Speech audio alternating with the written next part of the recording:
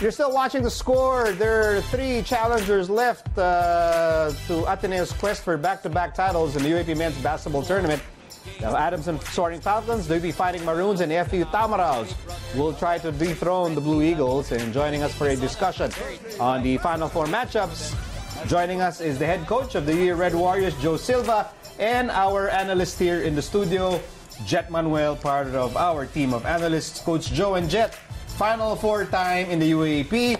Let's start with the Saturday game. Number 2 ADAMSON versus number 3 UP. That's on Saturday at the Mall of Asia Arena.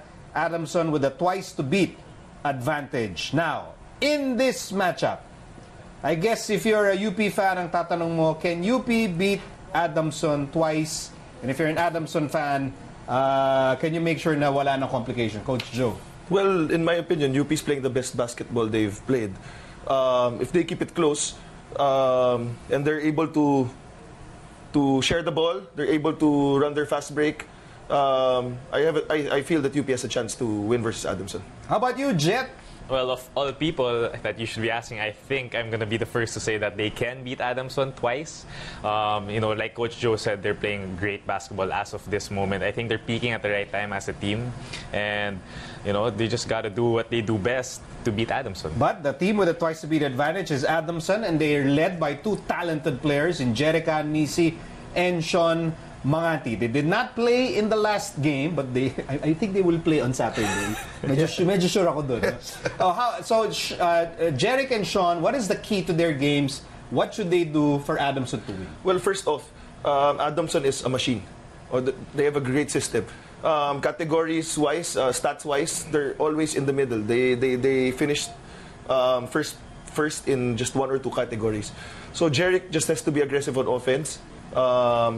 He just has to attack, just has to keep on playing his game. While Manganti, on the other hand, I feel he's the X factor because he can play defense and he can limit UP scorers, and also there's a mismatch when he gets the ball on offense. What about you, JETT? Sean Manganti and Jerica Nisi, what should they do to ensure an ADAMSON victory? Well, if people can remember, of course they can, especially UP fans. Sean Manganti was the cause of losses, especially the first game. He hit that buzzer beater. He's like public enemy number 1 sa UP. So he is the guy that hit that game winner in the first game. In the second game, when UP was down 27 points coming into the fourth, they made a run, but Sean Manganti again hitting a big 3-pointer to just ice the game. So this guy is gonna have to make big baskets, I think, in this Final Four matchup, and he's gonna have to play all around the floor, offense and defense. By the way, Sean Manganti, I think, has been receiving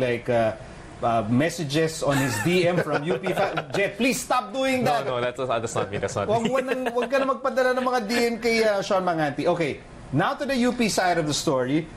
UAAP MVP will eventually be named MVP. Bright Acueti, obviously, will be their tower of strength, and then alongside Juan Gomez Eliano. First UAAP Final Four for both star players. How much of a factor will that be? Well, Bright will always be a factor. Number 1, that's why he's the MVP. He can score, and I think he's number 1 in rebounding. Plus, the best thing about Bright is he runs the floor so well. That's why they're number 1 in fast break points. ADAMSON's going to have to try and neutralize Bright when he on the trail job or when he runs the floor. Juan Gomez Eliano for me is the glue or the motor that keeps UP running. Very good player. Expect him to be aggressive. He's really confident. He'll play offense. He'll take shots. So expect him to be that way. To be one. To be one. Yeah. To be one. Okay, moving to the Sunday game. Sunday Final Four matchup. It will be number 1 Ateneo against number 4 FEU. Ateneo with the twice-to-beat advantage. That will be at the Big Dome on Sunday. And so, JETT, looking at the Ateneo situation, before the season, everyone said they're the team to beat. Now that we're entering the Final Four, how do you feel about this Ateneo team? They're still the team to beat, mainly because of their defense. They're the #1 team on defense. They're the #1 team with points allowed, per team. And on offense, also, they're the #2 offensive team, so behind UP.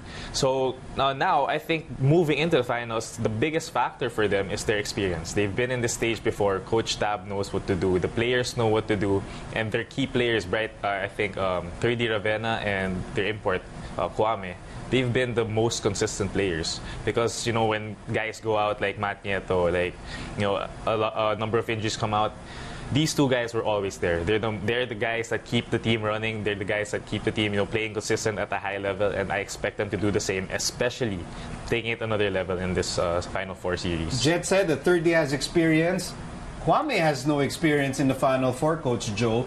So is there a chance that Kwame, might feel the pressure of a Final Four? Well, I don't think so. He may feel it per se, but the coaching staff of Ateneo will know what to do. The players around him will know what to do. They'll know how to calm him down, or they'll know how to lift him up. So I think Ange will still play a huge factor in Ateneo's campaign. Now, FEU's job now is to try and beat Ateneo twice. They've beaten Ateneo once. Back in the first round, Prince Orizo was a big reason why they won that game. Now Prince Orizo is back. How big of a factor is that? He's gonna have to play the same level he's played, when they were making that winning run, especially against pre-injury Prince Orizo. So, we saw what happened to FEU when he was gone. But now that he's back, I think he's gonna have to play a huge role, especially against Kwame. He did a great job actually in the previous two matchups, and then now he's gonna have to, keep it physical. I think with Kwame, try to keep him because he's got the experience factor like we talked about. So I think if he can take advantage of that, knowing what to do more, doing the little things in this Final Four matchup, then he's gonna get the edge. Arvin Tolentino's story with Ateneo is always interesting. He used to play for the Blue Eagles.